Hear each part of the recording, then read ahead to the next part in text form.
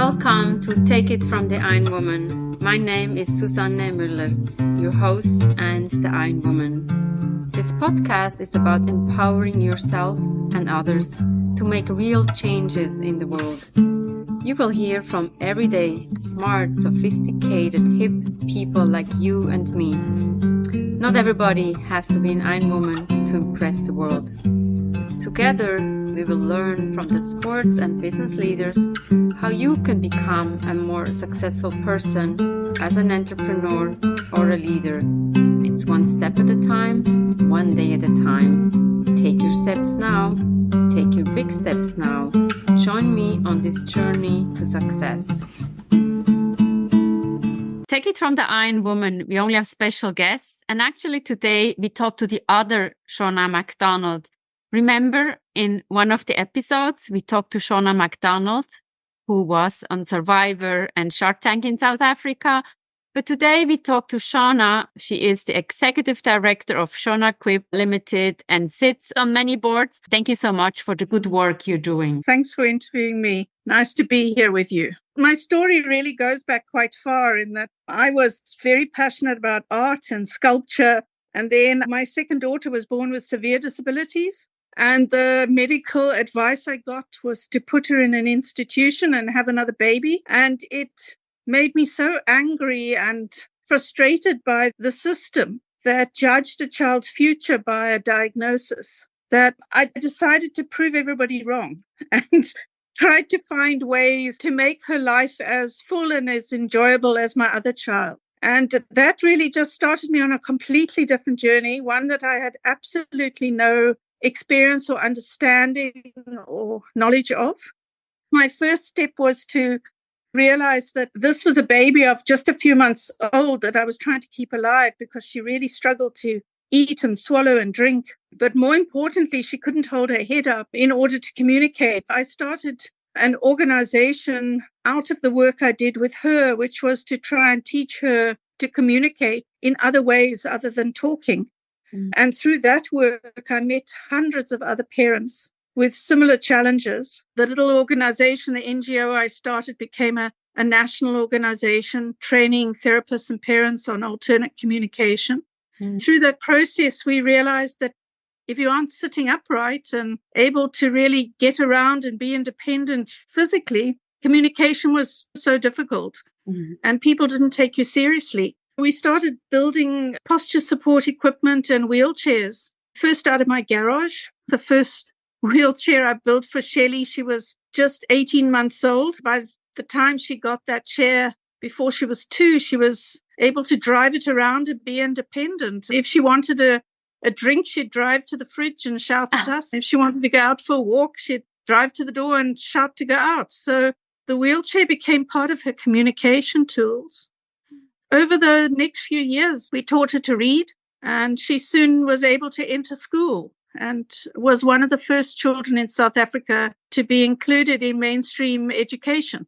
That's fantastic. And the thing is, we always categorize the people if they can't walk or can't speak with a disability, but they have so many other abilities with that wheelchair as a communication tool. Was helping her so much in life. I learned a lot at that stage that wheelchairs are not just wheels for getting you from A to B. They're actually an extension of your body, and that the right type of wheelchair can make the difference between your being able to be functioning and included and happy and independent and physically well compared to the wrong wheelchair, which can cause serious secondary health complications and actually end up in really severe circumstances, causing early, far worse disabilities and early death. My passion for posture management and independent mobility for children with disabilities really took over everything else I was doing.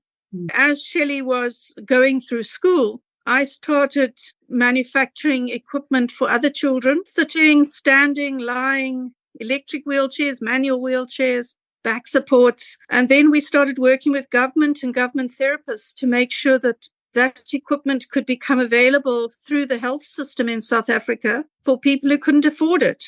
And that grew and grew to where I was totally outgrew our garage and our home, moved into a small factory. And within 2 or 3 years, we had to move into a bigger factory. I was really taken with the idea of therapists leaving university were never taught about the importance of posture management or wheelchair provision. We started designing training courses for therapists and doctors. From that work, I was identified by the World Health Organization as an expert in wheelchair provision in the South and invited to take part in writing the World Health Guidelines with a large group of other wheelchair experts, mainly professionals. And I was just a mom. From that work, I really learned so much. And we started transferring that information into the organization and also made sure that the organization, as it grew, was investing all its profit in the social purpose, which was really to ensure that many, many hundreds, thousands of more children like Shelley would get the opportunity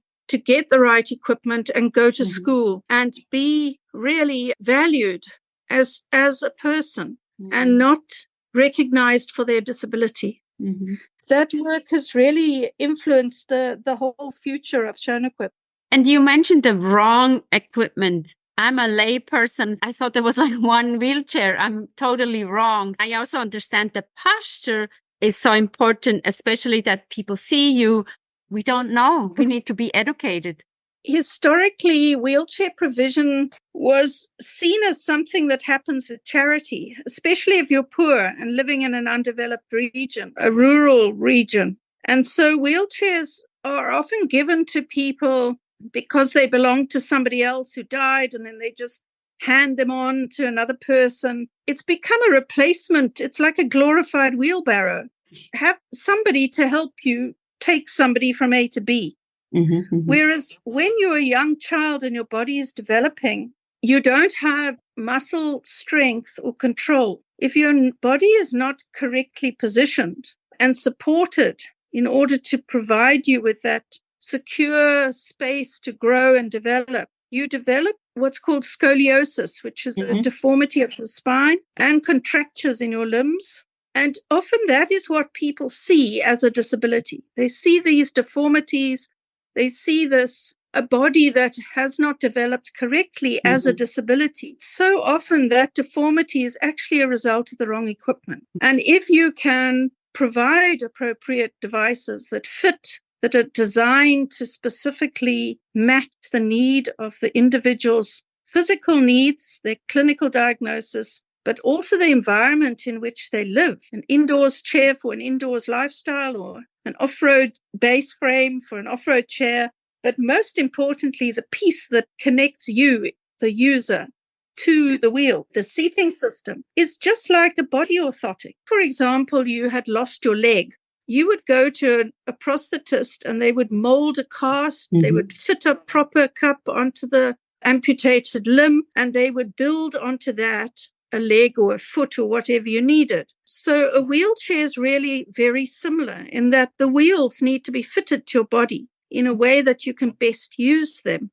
And that fitting can either be just a very light fitting because you're very independent and you have full trunk control and hand function, maybe through a spinal injury, or it could be full body support that supports your head, your shoulders, your trunk, and provides you with all the support you need to be able to sit up correctly, swallow and not choke, and to breathe properly. Wheelchairs have very, very many different applications and types. My daughter, for example, drives an electric wheelchair, but it's got full body support right up to her shoulders because that's what she needs in order to sit upright and to be able to drive. But that's not necessarily what everybody needs. Oh, thank you so much for educating me. First of all, this is so important. We think of wheelchair, at least I can talk only for myself. We think of wheelchairs as one type, but you educated it so beautifully. And how old is your daughter now? My middle daughter, Shelley, the one in the wheelchair, is now 41.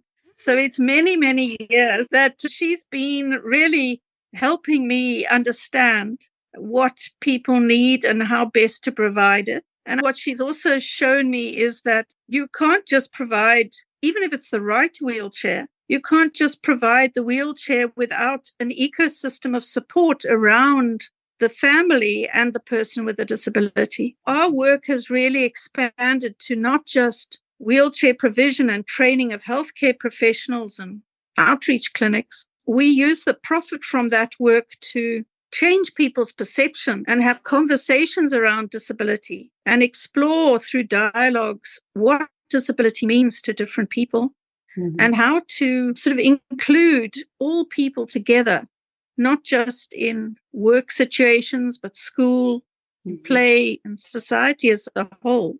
The other area Shelley's made so obvious to me is that without access to education, by the very fact that often people with disabilities are educated in separate institutions, that once school ends, you can't enter society in a way that you feel welcomed because you've already been othered. You've been made to feel different. Inclusive education is another big area of the work we do.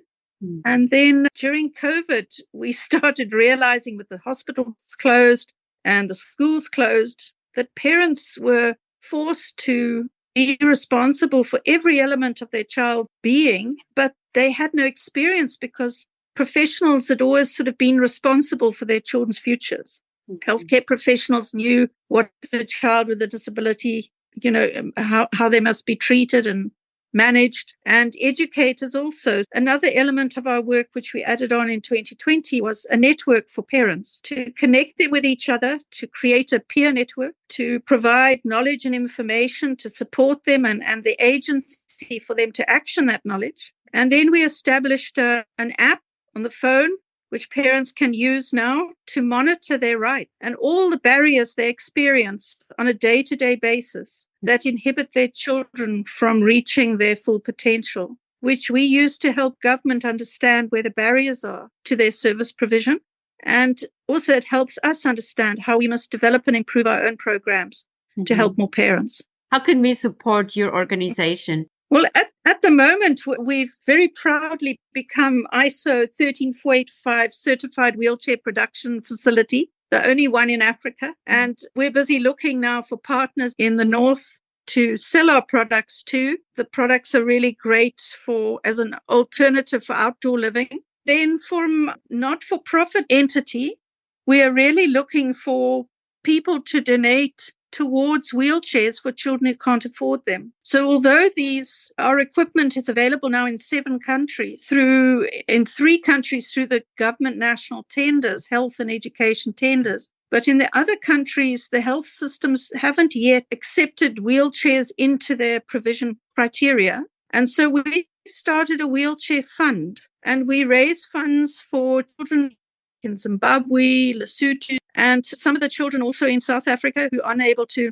qualify for government assistance because they are not South African citizens. And we raised that. We're trying to get to 5 million this year in order to help many more children. Every year we put it up a little bit further. If there was any way that any of your listeners would be interested in helping us with donating towards the wheelchair fund, it's called Shorten the Queue. So we want to reduce the wait times and the wait lists that children have to wait for chairs. Sometimes kids can wait up to 6 years to get a wheelchair. And in that time, they develop horrible deformities. So our passion is really to shorten the queue and to find out how best to support and get devices to the children who need them. We know that you do good for the people, but it's about the ecosystem, it's about the education, it's about the network for the parents, and it's also about shortening that queue. Can it be possible that children have to wait for a wheelchair? This almost sounds to me like a crime. If you need a wheelchair, you need to have one tomorrow. Yeah. That's what exactly. I think when I'm listening to you. Yes, I would say it's a crime. It's a crime against humanity that children who have every potential are not given the opportunity to just get off the floor and out of their house. When of the need, I mean, we're already helping approximately 20,000 people a year, but the need is 600,000 children just in Southern Africa. So it's huge volumes. And for us, getting the fund going and getting momentum for that fund, training more therapists, providing more chairs, it's what gets me up every day. It's what gets all my team up and going every day. Now you mentioned team. How many people work with you? We've got about 85 in our organization. ShonaquipSE is a hybrid social enterprise. We have the company, the ShonaquipSE, that does the manufacturing and design and sales to governments. And then we have a not-for-profit, a Humbo, that owns the shares in ShonaquipSE, and they raise grant funding for projects across Southern Africa and also raise the money for the wheelchair fund. And then we have the Parent Network, which is a trust, a membership trust for parents, which also owns shares in ShonaquipSE. So those three organizations together make up about 85 staff. And we've got 3 boards and 3 financial statements and 1 big impact report, which puts everything together, and we can measure then what we have collectively achieved every year, which is the most important piece of paper for me. You seem to be the superwoman. I'm so honored that we were able to meet up with you. What did you do before you created those wheelchairs? I didn't have a career. In fact, I'm dyslexic. My parents wouldn't send me to university. So they said it would be a waste. I studied art. I love to sculpt. I was very fortunate to sculpt for a short while with somebody called Jean Doyle, who's a very well-known South African artist. But then I had kids, and your career, this was 50 years ago, it takes a backseat.